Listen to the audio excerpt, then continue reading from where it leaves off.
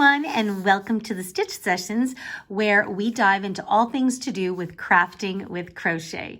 If you're new here, I'm Karen, and I am always happy to have you come along on my crochet journey. So this week we are going to be working on a stitch tutorial, and this is the puffed V-stitch or the puff V-stitch.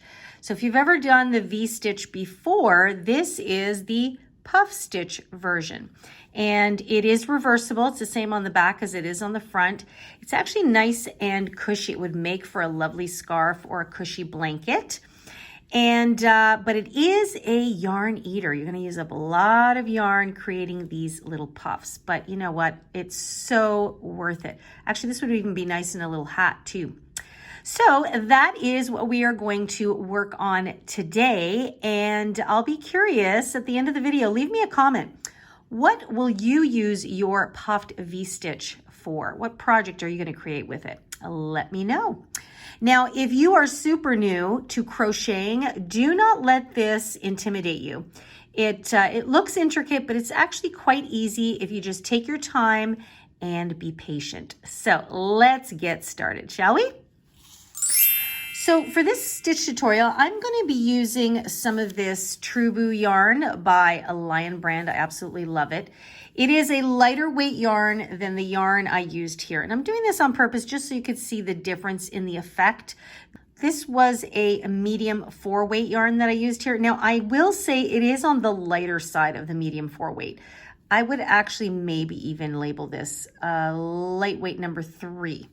Now this yarn is actually considered a lightweight number 3, and it is quite thin. I would say it's definitely thinner than this one. So I just think it's always interesting to see how different yarn weights can make a difference in the stitch that you are working on. So that's the yarn I'm using, and the hook I'm going to be using for this tutorial is a size 5, which is also known as an H or a size 8. And as always, anytime you're working on any project, always make sure that you have a yarn needle on hand to sew in your ends, any ends you may have at the end. And of course, make sure you have a pair of scissors to snip off your yarn. So let's begin. This stitch is created using a multiple of 3. So whatever chain length you're going to crochet, just make sure it's in multiples of 3, and then we're going to add one more at the end. So what I'm going to do is I'm just going to place a slip knot on my hook. And for my sample here, I am going to chain up 21, and then I'm going to add one more at the end. So that's going to give me 22 chains. Okay, once you have your desired length, so for me that's 22, which is 21 stitches plus one more at the end. So now what we're going to do is we're going to find the second chain from your hook. Remember, we never count the loop that's on the hook, so we're going to count 1 and 2, and into that we are going to place a single crochet stitch.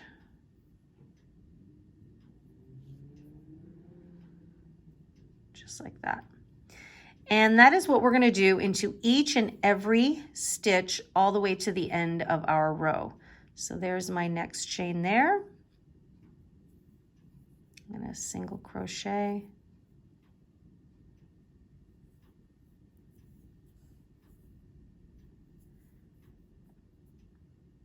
And you're going to keep doing that until you get to your last chain. Okay, so I have completed row number 1, which was 1 single crochet into each stitch, and I now have 21 stitches. So this was just what I call one of our establishing rows, okay? So that's just going to give you a nice base to work out of. So now we're going to go on to the row where we're going to create the actual puff stitch. So we're going to chain up 3, 1, 2, and 3, and then you're going to turn your work. And what we're going to do here is we're going to skip the next stitch, and into the following stitch we're going to create our first puff V-stitch. So you're going to yarn over, insert your hook, and pull up a loop. Now what you want to do is you want to stretch that loop up a little bit, almost to the height of that chain 3. Then I like to secure it with my forefinger here. You're going to yarn over again, hold that and insert and pull up another loop. Okay, and we're going to do that one more time. You're going to yarn over, insert into the same stitch and pull up a loop. Okay, so you have 1, 2, 3, 4, 5, 6, 7 loops on your hook. Okay, you're going to yarn over and then pull through all of them except for the last one. And then you're going to yarn over and pull through 2. Okay, so that is your first puff stitch. And by the way, for those that saw my puff stitch hexagon tutorial, this may already seem familiar to you. And if you haven't, you really should check it out. I will leave a link to it in the description box down below, along with actually my tutorial on how just to do the simple puff stitch.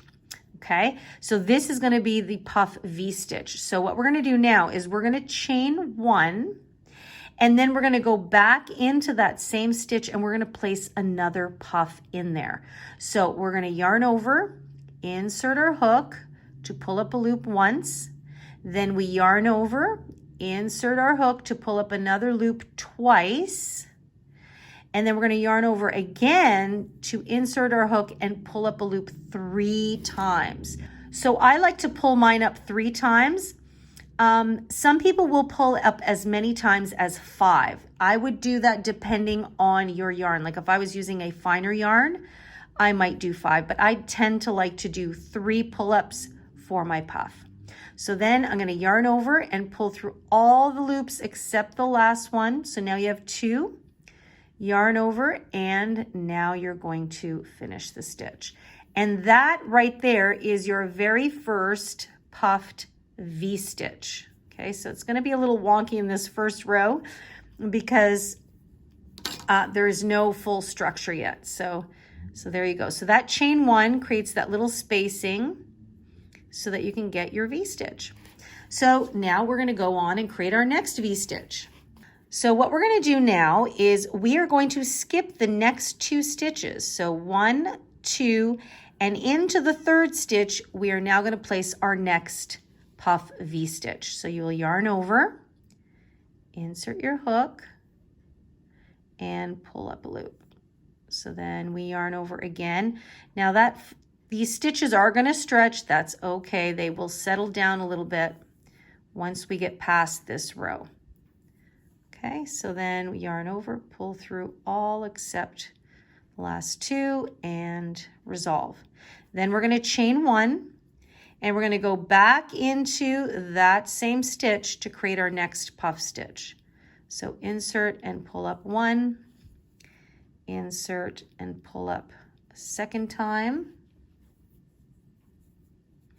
and then insert and pull up a 3rd.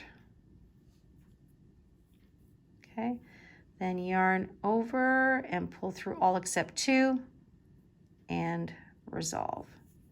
There you go. Now you can really see those V's coming to life. So between each V, we are going to skip 2 stitches at all times. Okay, so you're going to continue on. You're going to repeat that to the end of your row, and you will most likely end up having 2 stitches left.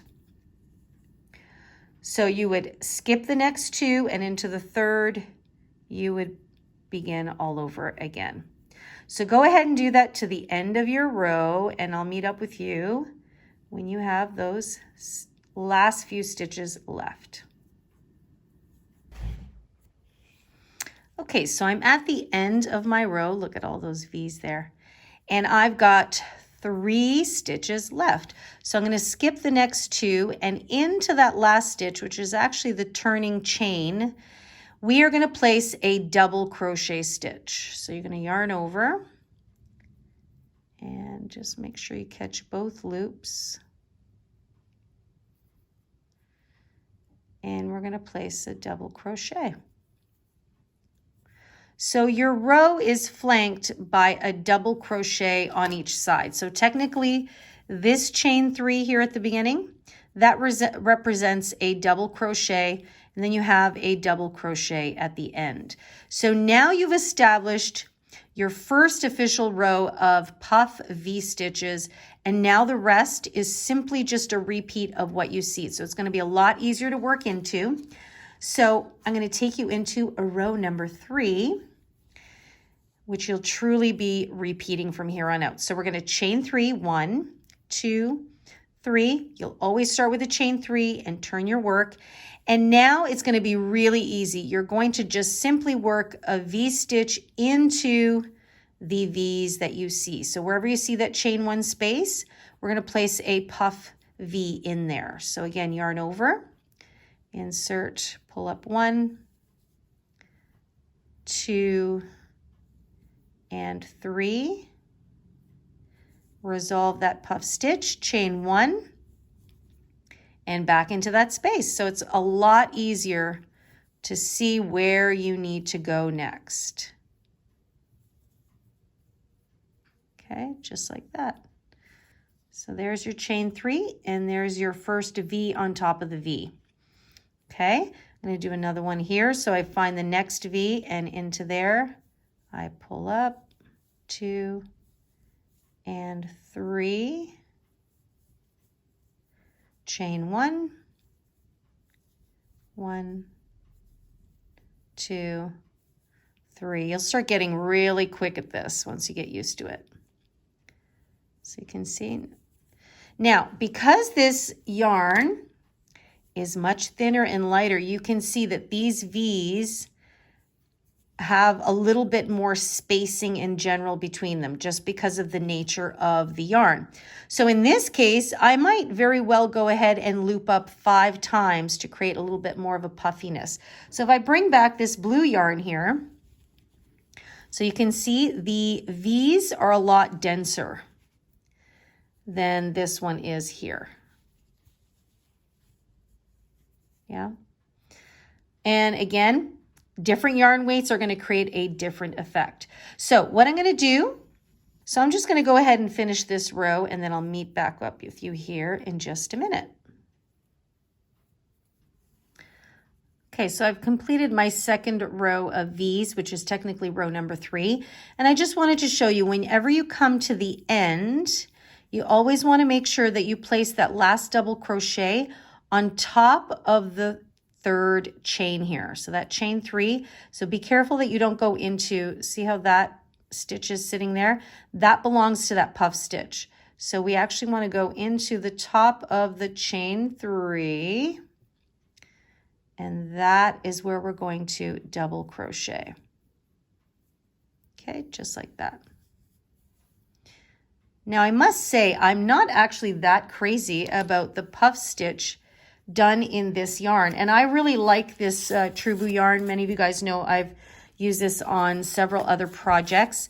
I just think perhaps the puff stitch in this hook size is probably not the best idea. So they were actually recommending a 4mm hook, and I have gone with a 5. And so I'll do that sometimes if I want my work to sit a little bit looser and the drape is nicer. So that's probably why the stitch is not really to my liking. Like I said, if you look at this one, it's just a little bit denser and nicer. So what I'm going to do, this is the puff V stitch. I'm going to continue on. Whoops, I just pulled my work out.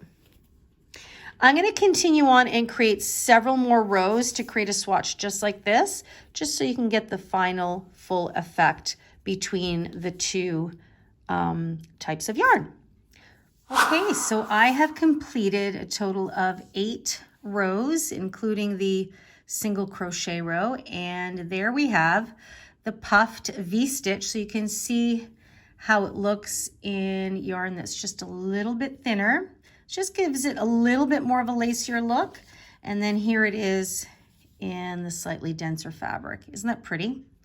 Super easy. So if you ever checked out our regular V-stitch tutorial, this follows the same principles. It's just that we're using the puffs to create the V's. And if you haven't and you're curious about that basic V-stitch, tutorial, I will leave it in the description box down below as well. Now, if you have any questions about this tutorial or any tutorial actually, you know you can always leave them for me in the comment box down below, or you can email me directly at info@crochetcrafty.com. And don't forget, come visit me on the website. There's lots of great free goodies for you, free sizing charts, and tons of written patterns. And don't forget to sign up for the monthly newsletter, because I gift you a free written pattern every month. Along with, you can check out a lot of some extra photos of behind the scenes of a lot of the tutorials that we have done here on the channel. Now, if you're new here and you have enjoyed this tutorial and want to come hang out with me every Wednesday, make sure to click that subscribe button and press the notification bell so you'll be notified every time I upload a new video. So in the meantime, guys, don't forget to let me know what you plan on doing with your puff V-stitch stitch. All right, guys, that's it for this week. I hope you have an amazing day. Happy crocheting as always. Take good care of yourselves, and I will see you guys in next week's session. Bye-bye.